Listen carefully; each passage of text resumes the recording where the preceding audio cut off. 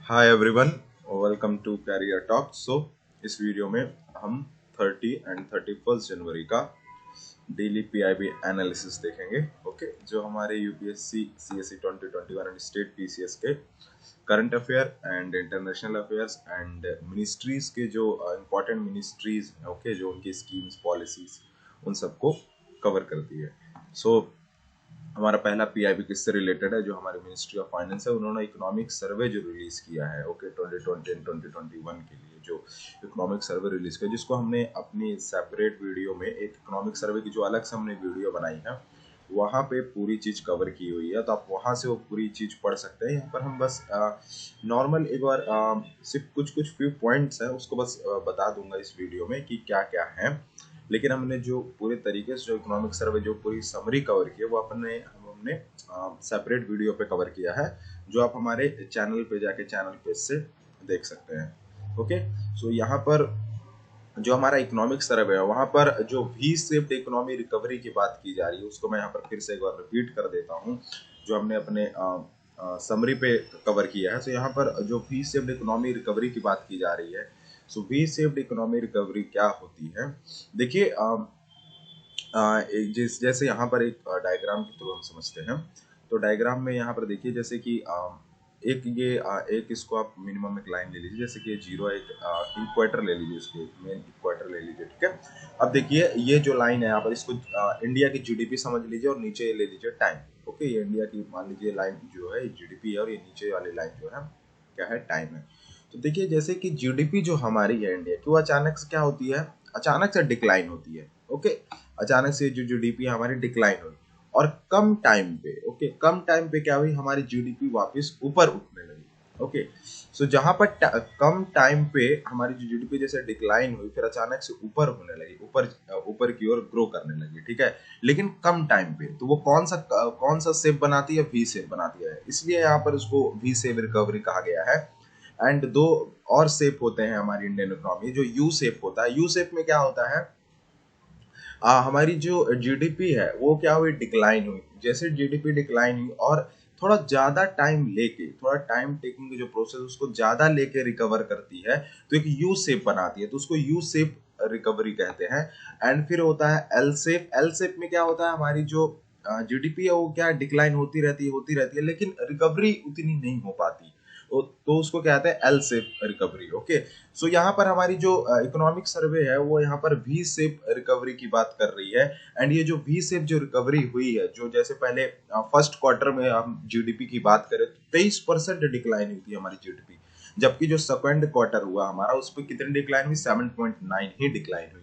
Okay, तो जो हमारा फर्स्ट क्वार्टर जो डिक्लाइन है वो 20 थी, तो अचानक से नीचे डाउन चली गई हमारी इकोनॉमी। क्यों जो डिक्लाइन हुई? क्योंकि लॉकडाउन लग गया हमारे देश में, लोगों का मूवमेंट कम हुआ, तो प्राइवेट कंजप्शन हमारे जो है, जो ह्यूमन के जो है, हमारे जो आपस में जो प्राइवेट कंजप्शन होते हैं वो कम हो गए, ठीक है। इम्पोर्ट एक्सपोर्ट कम हो गया, तो जिसके कारण क्या हुआ? हमारी जो जीडीपी है वो पहला क्वार्टर में डिक्लाइन हुआ, लेकिन फिर धीरे धीरे क्या हुआ?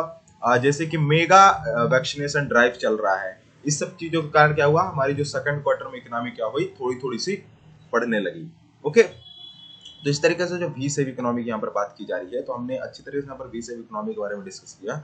और हमारी जो समरी के बारे में आपको अच्छे तरीके से पढ़ना है, तो आप हमारे वीडियो फॉलो कर सकते हैं हमारे प्लेलिस्ट से जाके। यहाँ पर मैं कुछ नॉर्मल चीज ये डायग्राम के थ्रू बता देता हूँ कि इकोनॉमिक सर्वे में किन किन चीजों के बारे में बात की गई है। ओके, हमारी देखिए यहाँ पर जो जीडीपी ग्रोथ है, हमारी जो अभी इंडिया की जीडीपी कितनी है? -7.7 पे हमारी जो जीडीपी है वो चल रही है। ओके, आप याद रखिएगा, हमारी जो इंडिया की जीडीपी है -7.7 पे चल रही है। एंड यहाँ पर ऐसा माना जा रहा है, जो आईएमएफ है, इंटरनेशनल मॉनेटरी फंड है, ओके, उन्होंने क्या प्रोजेक्शन दिया है कि जो अगले आने वाला साल है 2021-22 में, उसमें हमारी जो इंडिया की जो जीडीपी होगी वो डबल डिजिट ग्रोथ होगी। याद रखिएगा, जो इंडिया का हमारी जो जीडीपी है वो डबल डिजिट ग्रोथ होने वाली है, और ऐसा सिर्फ इंडिया में होने जा रहा है। अब देखिए, ये जो डबल डिजिट ग्रोथ होने वाली है वो कितनी होने वाली है? 11.0 होने वाली है एज आईएमएफ के अकॉर्डिंग। जो डबल डिजिट जो ग्रोथ होने वाली है, क्यों होने वाली है? देखिए, एक तो हमारा जो लो बेस है, ओके, हमारी जो इंडिया का भी जो जीडीपी है जो कॉन्ट्रैक्ट हुई है, कितनी कॉन्ट्रैक्ट हुई है? 7.7% जो कॉन्ट्रैक्ट हुई है, -7.7 में है।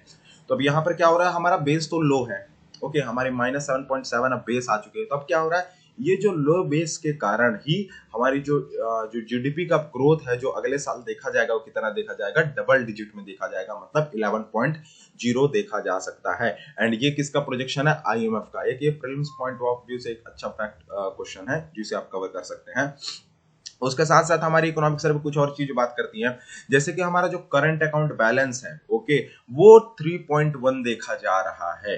हमारा जो करंट अकाउंट सरप्लस चल रहा है, हमेशा जो इंडिया का जो करंट अकाउंट रहता है वो हमेशा डेफिसिट रहता है। करंट अकाउंट डेफिसिट मैं आपको समझा देता हूँ। करंट अकाउंट डेफिसिट कब होता है, डेफिसिट होता है कि हम इंपोर्ट ज्यादा कर रहे हैं, बाहर से हम सामान बहुत ज्यादा मंगाए जा रहे हैं लेकिन एक्सपोर्ट हम कम कर रहे हैं, तो करंट अकाउंट डेफिसिट होगा, ठीक है। लेकिन इस साल इंडिया में करंट अकाउंट सरप्लस देखा जा रहा है, वो भी ओवरऑल 2% का देखा जा रहा है। एंड हाफ ईयर में अगर 21 का हाफ ईयर में अगर बात किया जाए, हाफ ईयर, तो वहां पर 3.1 का देखा जा रहा है एंड ओवरऑल वहां पर 2% का करंट अकाउंट सरप्लस देखा जा रहा है। क्यों, क्योंकि हमने जो इंपोर्ट, जो पीओएल होता है, पेट्रोलियम ऑयल लुब्रिकेंट्स जो होता है, उसको हमने इंपोर्ट करना बंद कर दिया है। इसके कारण हम यहाँ पर करंट अकाउंट सरप्लस देखने को मिल रहा है हमारी इंडियन इकोनॉमी में। उसके साथ साथ जो हमारा जो एग्रीकल्चर सेक्टर की बात की जा रही है, यहाँ पर सबसे ज्यादा ग्रोथ देखा जा रहा है एग्रीकल्चर सेक्टर में, 3.4% का एग्रीकल्चर ग्रोथ देखा जा रहा है। एंड ये जो ग्रोथ है ये क्यों हो रहा है, देखिए हमारी जो हमारी सेंट्रल गवर्नमेंट है, ओके, उन्होंने इस साल जो एग्रीकल्चर सेक्टर में इतना वर्क किया, पीएम किसान स्कीम ले लीजिए आप, या फिर किसान क्रेडिट कार्ड स्कीम ले लीजिए आप, ओके, एंड यूरिया में जो सब्सिडी दे रहे हैं, तो इस कारण जो एग्रीकल्चर सेक्टर है इस साल उसमें 3.4% का बूस्ट देखने को मिला है, 3.4% का ग्रोथ देखने को मिला है। और जो हमारा इंडस्ट्री और जो सर्विस सेक्टर है वो बहुत ज्यादा कॉन्ट्रैक्ट हुई है, बहुत ज्यादा घटी है। ओके, सो यहाँ पर जो एग्रीकल्चर सेक्टर में जो बूस्ट हुआ है उसके बारे में यहाँ पर बात की जा रही है इकोनॉमिक सर्वे में। देन इंडस्ट्रियल ग्रोथ में जो -9.6 के जो घटा है, ठीक है, जो ग्रोथ है वो -9.6 है, कॉन्ट्रैक्ट हुआ इंडस्ट्रियल ग्रोथ, उसके बारे में यहाँ पर बात की जा रही है। जो सर्विस सेक्टर है हमारा उसमें -8.8 है ग्रोथ, उसके बारे में बात की जा रही है।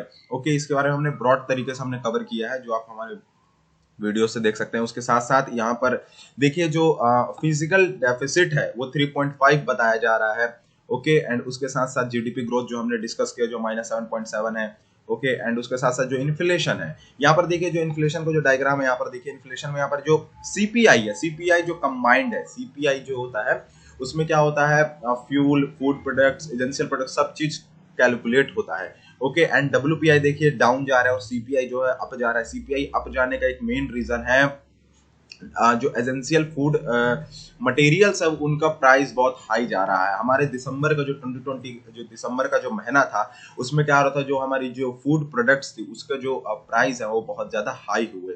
जो फूड प्रोडक्ट्स के प्राइस हाई होने के कारण यहाँ पर सीपीआई जो है वो हाई जा रहा है, ओके, एंड जो डब्ल्यूपीआई और डाउन देखा जा रहा है। तो ये कुछ इंडियन इकोनॉमी के जो इकोनॉमिक सर्वे में इन्हीं सब चीजों के बारे में बात की गई है जो हमने अपने इकोनॉमिक सर्वे में कवर किया, आप वहां से देख सकते हैं। हमने यहाँ पर शेप ऑफ रिकवरी देखी गई, वी शेप रिकवरी हर चीज में देखी जा रही है कि जैसे ही हमारा जो इंडियन इकोनॉमी जितनी डिक्लाइन हुई है उसी तरीके से हमारी जो इकोनॉमी है वो अप होने वाली है, ठीक है, with a short time period, इसलिए यहाँ पर वी शेप रिकवरी बताई जा रही है। उसके बाद यहाँ पर हमने सारी चीज डिस्कस की है एंड इसका अगर गोल डिस्कस करना है आपको तो आप हमारे वीडियोस में जाके देख सकते हैं। उसके बाद हमारा जो सेकंड पीआईवी है वो किससे रिलेटेड है, वो एक एग्रीमेंट से रिलेटेड है। एग्रीमेंट किस चीज पे एग्रीमेंट हुआ है, स्टार्स प्रोजेक्ट में एग्रीमेंट हुआ है। स्टार्स प्रोजेक्ट क्या है, एक strengthening teaching learning result for states. So एक लर्निंग प्रोग्राम से ये प्रोजेक्ट रिलेटेड है और ये प्रोजेक्ट जो एग्रीमेंट हुआ है ये दो लोगों के बीच हुआ है। प्रोजेक्ट ये किसका प्रोजेक्ट है, ये प्रोजेक्ट है मिनिस्ट्री ऑफ एजुकेशन का प्रोजेक्ट है और इसके बीच में एक एग्रीमेंट साइन हुआ agreement between the department of economic affairs and the world bank along with the ministry of education. यहाँ पर वर्ल्ड बैंक एक फाइनेंशियल सपोर्ट का रोल प्ले कर रहा है एंड ये दो लोग के बीच एग्रीमेंट साइन हुआ है, department of economic affairs and along with the ministry of education, okay. So ये जो प्रोजेक्ट है, ये प्रोजेक्ट है क्या, सो ये स्टार एक सेंट्रली स्पॉन्सर्ड स्कीम है under the department of education and literacy and ये किसके अंदर आता है, मिनिस्ट्री ऑफ एजुकेशन के अंदर आता है। और यहाँ पर एजुकेशन सेक्टर को प्रमोट करने के लिए स्टार्स प्रोजेक्ट लाया गया है। इसके फुल फॉर्म से ही पता चलता है कि टीचर लर्निंग प्रोग्राम्स के लिए इस प्रोजेक्ट को लाया गया है। और ये प्रोजेक्ट जो है 6 स्टेट्स में कवर करने वाला है, हिमाचल प्रदेश, राजस्थान, महाराष्ट्र, मध्य प्रदेश, केरला एंड उड़ीसा। एंड यहाँ पर देखा गया है कि जो क्वालिटी ऑफ एजुकेशन है वो थोड़ा लो है। ओके, इसलिए यहाँ पर स्टार्स प्रोजेक्ट चला जाएगा और यहाँ पर क्वालिटी ऑफ एजुकेशन को सुधारा जाएगा। उसके साथ साथ याद रखिए कि जो स्टार्स प्रोजेक्ट है ये ऐसा जो स्पॉन्सर जो स्कीम है, सेंट्रली स्पॉन्सर्ड स्कीम है, ये किसके साथ जोड़ा जा रहा है? इसको जोड़ा जा रहा है समग्र शिक्षा अभियान के साथ। समग्र शिक्षा जो एक फ्लैगशिप इनिशिएटिव है टुवर्ड्स द एजुकेशन, ओके, उसके साथ साथ इसको इनिशिएट किया जा रहा है स्टार्स प्रोजेक्ट को। एंड नेशनल लेवल में मिनिस्ट्री ऑफ एजुकेशन इसको इम्प्लीमेंट करने वाली है, एंड स्टेट लेवल पे इसको इनिशिएट करने वाला है। किसके द्वारा इम्प्लीमेंट होगा स्टेट लेवल में? ये होगा integrated state implementation society for समग्र शिक्षा। तो समग्र शिक्षा के अंडर ये स्टार्स प्रोजेक्ट को इनिशिएट किया जा रहा है for promoting the education, okay. And उसके साथ साथ यहाँ पर जो वर्ल्ड बैंक क्या रोल प्ले कर रहा है? वर्ल्ड बैंक यहाँ पर देगा फाइनेंशियल सपोर्ट। यहाँ पर वर्ल्ड बैंक प्रोवाइड करने वाला है एक तरह का support under stars project. And ये जो फाइनेंशियल सपोर्ट देगा ये किसके अकॉर्डिंग देगा? जो पहले रिजल्ट के अकॉर्डिंग देगा, in the form of result based financing instrument. यहाँ पर रिजल्ट जैसे ही स्टार प्रोजेक्ट जो लॉन्च हो उसके रिजल्ट बेस के अकॉर्डिंग यहाँ पर फाइनेंसिंग सपोर्ट देने वाला है वर्ल्ड बैंक, ओके। एंड यहाँ पर उसको प्रोग्राम फॉर रिजल्ट बोला गया है कि अगर जो प्रोग्राम चल रहा है उसके रिजल्ट के अकॉर्डिंग यहाँ पर फाइनेंशियल सपोर्ट मिलने वाला है वर्ल्ड बैंक से। उसके साथ साथ हम कुछ चीजें और देख लेते हैं कि जो स्टार प्रोजेक्ट है एक तरह का इंस्ट्रूमेंटल रोल प्ले कर रहा है हमारा जो नेशनल एजुकेशन पॉलिसी 2020 का है, ठीक है, उसका एक इंस्ट्रूमेंटल रोल प्ले कर रहा है। और उसके साथ साथ स्टार प्रोजेक्ट करने क्या वाला है? It will strengthen the early education, childhood and foundational learning, improving the learning assessment system. उसके साथ information communication technology enabled approach in education and the teachers development and the vocational educations, okay। अब यहाँ पर okay इसके बारे में देख लीजिए स्टार प्रोजेक्ट जो कि बहुत इंपॉर्टेंट है। यहाँ पर आप मिनिस्ट्रीज याद रखिए किसके अंदर हुआ है, इसका ऑब्जेक्टिव याद रखिएगा कि क्वालिटी बेस्ड लर्निंग आउटकम के लिए इसका मेन ऑब्जेक्टिव है। यहाँ पर हमने डिस्कस किया गया सेंट्रली स्पॉन्सर्ड स्कीम है, ओके। उसके साथ साथ यहाँ पर अब हम देख लेते हैं कि स्ट्रेंथिंग दी, इसका मेन मोटो क्या है? Strengthening the government managed school education system, जो हमने अभी डिस्कस किया। इसके की एरियाज क्या हैं? access and retention, right to education, entitlements, quality interventions, teacher education and training, gender equity, inclusive educations, upgradation of learning the environment। ये कुछ इसके important key areas हैं। तो ये था हमारा सेकंड पीआईबी जो मोस्ट इंपॉर्टेंट है अबाउट द स्टार प्रोजेक्ट्स। उसके बाद हमारा नेक्स्ट पीआईबी वो रिलेटेड है प्रबुद्ध भारत से रिलेटेड है, जिसको हमारे प्रधानमंत्री मिस्टर नरेंद्र मोदी उन्होंने एड्रेस किया 31 जनवरी को, ओके, जो आज करने वाले हैं प्रबुद्ध भारत को। प्रबुद्ध भारत है का एक तरह का जर्नल है ये, ओके, ये मंथली जर्नल है जो हमारे रामकृष्ण परमहंस जी हैं, ओके, रामकृष्ण परमहंस जिनके डिसाइपल हैं स्वामी विवेकानंद। सो उनके जो ऑर्डर्स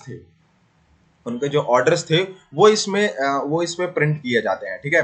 तो प्रबुद्ध भारत है एक तरह का मंथली जर्नल है ऑफ द रामकृष्ण ऑर्डर, और ये किसके द्वारा स्टार्ट किया गया था? Started by the Swami Vivekananda in 1896, okay. And जो यहाँ पर प्रबुद्ध भारत के बारे में देख लेते हैं, इस जर्नल जो है इसके बारे में रीड कर लेते हैं। जो प्रबुद्ध भारत है important medium for spreading the message of India's ancient spiritual wisdom, okay. And ये सबसे पहले इसका पब्लिकेशन स्टार्ट हुआ था कहाँ? पहले चेन्नई से स्टार्ट हुआ था, 2 साल तक चेन्नई में इसका पब्लिकेशन चला, ओके। उसके बाद इसको लाया गया, it was published from Almora. उसके बाद इसको अल्मोड़ा से पब्लिश करने लगे, अल्मोड़ा जो कि एक प्लेस है उत्तराखंड में, ओके। फिर लेटर उसके बाद 1899 में इसका जो पब्लिकेशन का प्लेस है वो शिफ्ट हो गया अद्वैता आश्रम, ये भी उत्तराखंड में ही है, ओके। फिर वहां से अभी तक ये पब्लिश हो रहा है, और इसका मेन मोटो क्या है? Spreading the message of India's ancient spiritual wisdom. And जो ये जर्नल है इसमें बहुत सारे ग्रेट पर्सनालिटीज हैं, उन्होंने अपना have left their imprint on the pages of Prabuddha Bharat through their writing on Indian cultures, philosophy, okay, history, psychology, art and other social issues। And वो जो इम्पोर्टेंट पर्सनालिटीज है कौन कौन सी? Netaji Subhash Chandra Bose, Bal Gangadhar Tilak, sister Nivedita, Shri Aurobindo, former president Sarvepalli Radhakrishna, among these, okay. Ramakrishna Paramhansa के बारे में देख लेते हैं। इनका जो जन्म हुआ था one of the leading Hindu spiritual leader in 19th century, and he was born as a Gadadhar Chattopadhyay on the February 18, 1836 in Kamarpukur in Hooghly district of West Bengal में इन्होंने जन्म लिया था। एंड इनका मेन एम्फेसिस क्या था? Realisation of the existing god of the supreme goal of all living beings, ये इनका मेन मोटो था। ओके इनका जो मेन एम्फेसिस था, इनका जो इंपॉर्टेंट जो डिसाइपल है about his the famous disciple was Swami Vivekananda and he was the famous across the world in his own rights. And Swami Vivekananda ने जो रामकृष्ण मिशन है वो उनको लेड किया था, आपको पता ही होगा। ओके सो ये कुछ इंपॉर्टेंट थिंग थी। यहाँ पर आपको प्रबुद्ध भारत के बारे में याद रखना है कि एक जनरल है और ये किसके द्वारा इनिशिएट किया गया, किसके द्वारा स्टार्ट किया गया, स्वामी विवेकानंद के द्वारा स्टार्ट किया गया। और इस जनरल का एक्चुअली में मीन क्या है, जो रामकृष्ण जो परमहंस के जो ऑर्डर्स थे ओके उसका ये मंथली जर्नल है। और उसके साथ साथ यहाँ पर ये कहाँ से जर्नल अभी पब्लिश किया जा रहा है, ये अडवैता आश्रम है जो कि उत्तराखंड में, वहां से रिलीज किया जा रहा है। रामकृष्ण परमहंस का आप हिस्टोरिक चीजें भी पढ़ सकते हैं।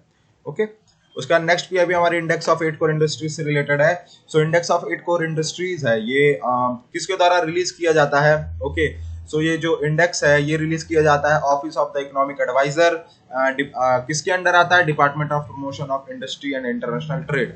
ओके इसके अंडर ये इंडेक्स ऑफ 8 कोर इंडस्ट्रीज को रिलीज किया जाता है ये इंडेक्स। एंड जो इंडेक्स है 8 कोर इंडस्ट्रीज कौन कौन से हैं ये देख लेते हैं। That is petroleum refinery production जिसका सबसे ज्यादा वेटेज है 28.04। उसके बाद इलेक्ट्रिसिटी रिजनरेशन है जिसका वेटेज है 19.85। Then steel production, coal production, crude oil production, natural gas production, cement production and the fertiliser production. तो ये कुछ 8 कोर इंडस्ट्रीज हैं। एंड जो ये 8 कोर इंडस्ट्रीज है ओके ये हमारे IIP जो इंडेक्स ऑफ इंडस्ट्रियल प्रोडक्शन है उसका 40% का वेटेज कवर करती है। सो 40% का वेटेज हमारा 8 कोर इंडस्ट्रीज है इस IIP के अंडर। ओके IIP क्या है उसको हम आगे डिस्कस कर लेते हैं। तो पहले आप इतना याद कर लीजिए कि जो IIP के अंडर 40% का वेटेज कवर करती है हमारी इंडेक्स ऑफ 8 कोर इंडस्ट्रीज। यहाँ पर डिसेंडिंग ऑर्डर पे लिखा हुआ है कि सबसे ज्यादा कौन है, फिर उसके बाद कौन है, फिर उसके बाद कौन है, फिर उसके बाद कौन है। इसका वेटेज के अकॉर्डिंग यहाँ पर लिखा हुआ है कि रिफाइनरी का वेटेज सबसे ज्यादा है, फिर उसके बाद इलेक्ट्रिसिटी है, फिर स्टील प्रोडक्शन, फिर कोल, फिर क्रूड ऑयल। ओके अब यहाँ पर देखिए IIP क्या होती है। IIP क्या करती है, IIP भी एक तरह का इंडेक्स है जो रिलीज मंथली रिलीज होता है किसके द्वारा, by the CSO central statistical organisation, जो किसके अंडर आता है, ministry of statics and programme implementation, इसके अंडर आता है। तो ये मंथली एक जर्नल पब्लिश करती है। Okay and it is an index of industrial production which detail the growth of various sector in the economy. जो ढेर सारी ग्रोथ है हमारी इकोनॉमी की ओके उसको क्या करती है, मेजर करती है IIP। जैसे कि mineral, mining, electricity and manufacturing and etcetera ढेर सारी हैं। सो IIP के अंदर आती है 8 कोर इंडस्ट्रीज, याद रखिएगा IIP के अंदर आती है 8 कोर इंडस्ट्रीज जिसका जो 40% वेटेज कवर करती है IIP के अंदर। और जो याद रखिएगा दोनों में कंफ्यूज मत होइएगा, जो IIP है वो CSO रिलीज करता है, याद रखिएगा सेंट्रल स्टैटिस्टिकल ऑर्गेनाइजेशन रिलीज करता है IIP इंडेक्स, और 8 कोर इंडेक्स रिलीज करता है कौन, department of promotion of industry internal trade, office of the economic adviser. ठीक है ये दो चीजें आपको याद रखनी है। उसके बाद जो इंडेक्स ऑफ कोर इंडस्ट्री का जो बेस है, हर साल जो एक कैलकुलेटेड बेस होता है वहां से कैलकुलेट करते हैं ओके कितना ग्रोथ हुआ है। तो इंडेक्स ऑफ 8 कोर इंडस्ट्री का जो बेस है वो 2004-05 से हटा के 2011 और 12 कर दिया गया है 2017 में। ठीक है 2017 में 2011-12 कर दिया गया है इसका बेस। उसके साथ साथ जो हमारा नेक्स्ट फिर इंपॉर्टेंट PIB है वो रिलेटेड है भाभा एटॉमिक रिसर्च सेंटर। उन्होंने पहली बार first time public private partnership research reactor बनाया है, research reactor for production of nuclear medicine. Nuclear medicine के लिए एक रिसर्च रिएक्टर बनाया है। और जो ये प्रोजेक्ट है ओके जो रिएक्टर बनाया गया है ये towards make India self reliant in key radioisotopes और also to increase the availability of effective and the affordable treatment of cancer. Cancer treatment के लिए यहाँ पर ये एक न्यूक्लियर मेडिसिन बनाई गई है। For the production of nuclear medicine एक PPP रिसर्च रिएक्टर बनाया गया है। तो न्यूक्लियर मेडिसिन क्या है, न्यूक्लियर मेडिसिन क्या, आपको कंफ्यूज नहीं होना है। यहाँ पर मेडिसिन लिखा हुआ है तो इसका मतलब ये नहीं कि एक मेडिसिन, एक्चुअली में ये मेडिसिन नहीं है, ये एक तरह का एक्सरे की तरह वर्क करता है। ओके जो न्यूक्लियर मेडिसिन है ये एक तरह का रेडियोलॉजी है, स्पेशलाइज्ड एक तरह का रेडियोलॉजी है। तो ये क्या करता है, देखिए जो क्या करता है रेडियोलॉजी है, इसमें क्या होता है जैसे कि जो very small amount of radio active materials होते हैं जैसे कि आयोडीन 131 ओके रेडियम हो गया, तो ये सब रेडियो एक्टिव मटेरियल्स है। तो छोटे छोटे वेरियस अमाउंट में रेडियो एक्टिव मटेरियल्स जो होते हैं ये हमारे बॉडी में इंजेक्ट किए जाते हैं। ठीक है हमारी बॉडी में इंजेक्ट करने के बाद क्या करते हैं, ये एग्जामिन करते हैं हमारे ऑर्गन फंक्शंस को और स्ट्रक्चर को, और इसी का यूज करके यहाँ पर कैंसर का ट्रीटमेंट करने के लिए यहाँ पर ये यूजफुल होने वाला है न्यूक्लियर मेडिसिन। यहाँ पर इसका यूज करके यहाँ पर अफोर्डेबल ट्रीटमेंट ऑफ कैंसर होने वाला है। ओके, यहाँ पर न्यूक्लियर मेडिसिन से, तो याद रखिएगा न्यूक्लियर मेडिसिन एक मेडिसिन नहीं है, यहाँ पर एक तरह का ये रेडियोलॉजी है जहाँ पर रेडियोएक्टिव मटेरियल्स को यूज करके हमारे ऑर्गन फंक्शंस का एग्जामिन किया जाता है। ठीक है, ये एक्सरे से अलग है। एक्सरे क्या करता है, एक्सरे हमारे सॉफ्ट टिश्यूज से पास होता है। ठीक है, हमारे सॉफ्ट टिश्यूज जैसे intestine, muscles, blood vessels. Okay, so यहाँ से ये पास तो होता है, लेकिन हमको ये क्या करता है, एक तरह का जो क्लियर इमेज होती है, ओके, इन सब चीजों की नहीं मिलती। लेकिन यहाँ पर न्यूक्लियर मेडिसिन है, ओके, यहाँ पर ये अच्छा वर्क कर रहा है और यहाँ पर हमें हर चीज की क्लियरली इमेज मिल रही है। तो यहाँ पर जो न्यूक्लियर मेडिसिन है यहाँ पर इसको काम कर रहा है, यहाँ पर ट्रीटमेंट का काम कर रहा है। कैंसर के ट्रीटमेंट के लिए यहाँ पर न्यूक्लियर मेडिसिन का यूज करने वाले हैं। और याद रखिएगा एक्सरे और न्यूक्लियर मेडिसिन थोड़ा अलग है, डिफरेंट है। ठीक है, and this branch of radiology is often used to help the diagnosis। Nuclear medicine यहाँ पर जो यूज करने वाली है, जो एक तरह का रेडियोलॉजी है, this branch of radiology is used to help the diagnosis, treat the abnormalities in the progression of diseases such as thyroid cancer। ठीक है, अब यहाँ पर हम देख लेते हैं जो यहाँ पर रेडियो आइसोटोप्स की बात की जा रही है। ओके, रेडियो आइसोटोप्स एक तरह का ये क्या है, एक थेरेपी है। ओके, जो रेडियो आइसोटोप्स तो थेरेपी है, ये क्या करने वाला है, यहाँ पर जो रेडियो आइसोटोप थेरेपी से यूज करके यहाँ पर कैंसर को ट्रीट करने वाले हैं। यहाँ पर ये तो रेडियो आइसोटोप्स जो थेरेपी है वो क्या है, ये यूज करने वाले हैं रेडियो एक्टिव लिक्विड को, जिसको रेडियो आइसोटोप्स भी कहते हैं या तो रेडियो न्यूक्लियोटाइड्स भी कहते हैं, to destroy the cancer cell. Cancer cell को डिस्ट्रॉय करने के लिए यहाँ पर रेडियो एक्टिव लिक्विड्स का यूज करने वाले हैं। और जो लिक्विड है, the liquid can be given by the mouth as a drink और अ कैप्सूल और इंजेक्शन के द्वारा हमारे वीन्स में इंजेक्ट किए जाएंगे। और ये जो रेडियो एक्टिव है ये क्या करेंगे, कैंसर सेल को क्या करेंगे, they are try to destroy the cancer cells. अब यहाँ पर हम types of radioisotopes therapy देख लेते हैं। सबसे पहले जो हमने रेडियो एक्टिव मटेरियल्स या थेरेपी कुछ भी बोल सकते हैं यहाँ पर।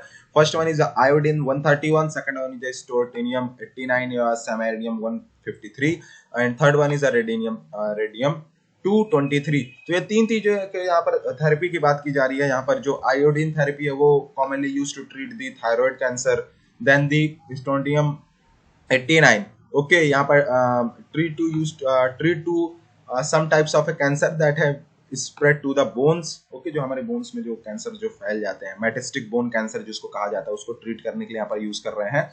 देन उसका radium 223, okay, and this radio step is sometimes used to treat the prostate cancer that has spread to the bones. Okay, तो आपको होप आपको समझ में आया होगा कि न्यूक्लियर मेडिसिन क्या है, एक तरह का जो ब्रांच है रेडियोलॉजी का, किस तरीके से रेडियो एक्टिव मटेरियल जो हमारे बॉडी में इंजेक्ट किया जाएगा।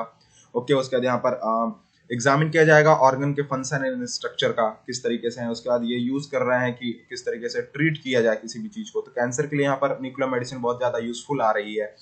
उसके साथ साथ जो कैंसर मेडिसिन है यहाँ पर उसका एक एग्जाम्पल जो रेडियो आइसोटोप्स है, आइसोटोप्स का यहाँ पर बताया जा रहा है कि रेडियो आइसोटोप है एक तरह का जो कि रेडियो एक्टिव मटेरियल यूज कर रहा है। रेडियो आइसोटोप थेरेपी की बात की जा रही है यहाँ पर, जो रेडियो एक्टिव लिक्विड या फिर मटेरियल यूज करके हमारे माउथ में या फिर बाय माउथ या तो ड्रिंक या तो इंजेक्शन द्वारा दिया जाएगा।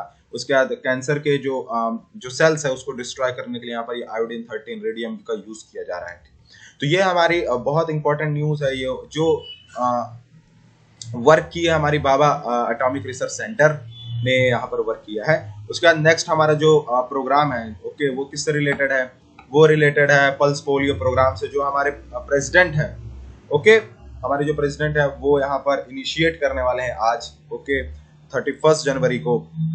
सो पोलियो एक्चुअली में है क्या, पोलियो पल्स पोलियो प्रोग्राम का हम देख लेते हैं। So WHO defines the polio as a highly infectious viral diseases. So एक वायरल डिसीजेस है, हाईली इन्फेक्टियस वायरल डिसीजेस जो अफेक्ट करता है यंग चिल्ड्रन को। ये ट्रांसमिशन कैसे होता है इसका, the virus is transmitted by person to person and spread mainly through the facial oral route और less frequently by a common vehicle.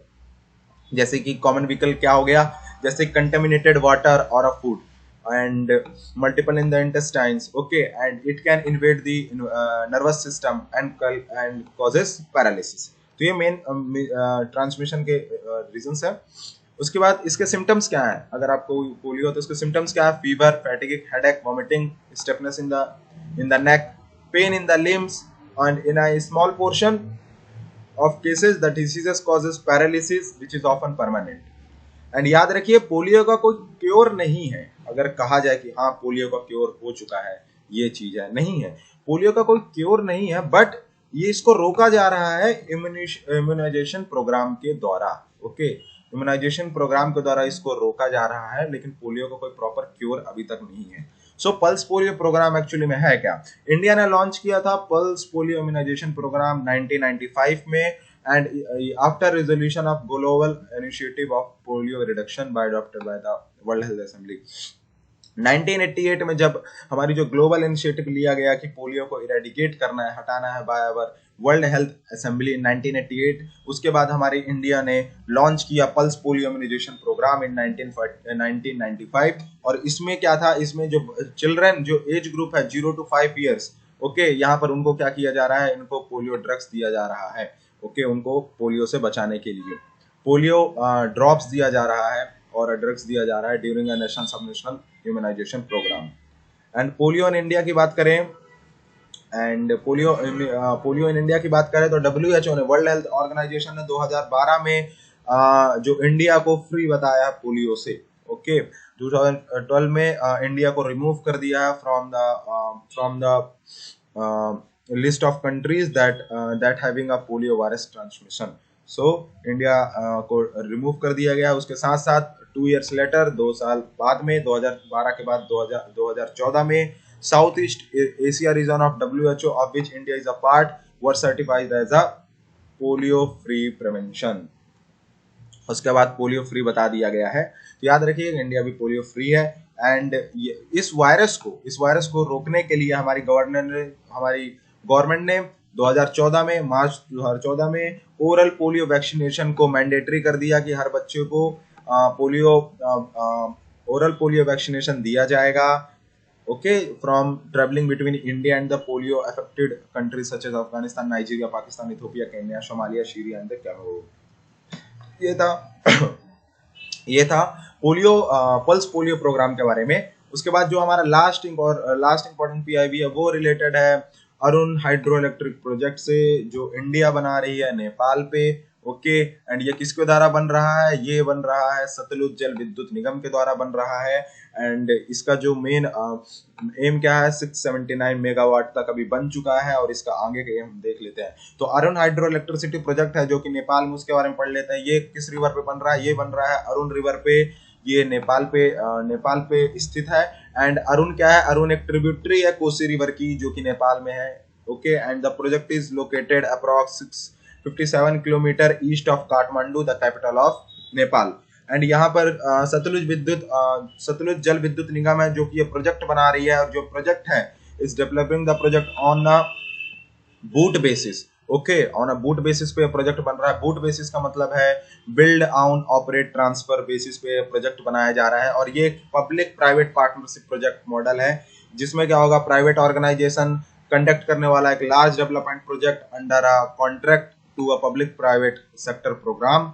Okay, and इस मॉडल पे क्या होगा, जो पब्लिक सेक्टर जो पार्टनर है वो कॉन्ट्रैक्ट करेगा किसके साथ? Contract with the private developer with a specific expertise. Okay, जिससे इंप्लीमेंट होने वाला है to design and implement this large project.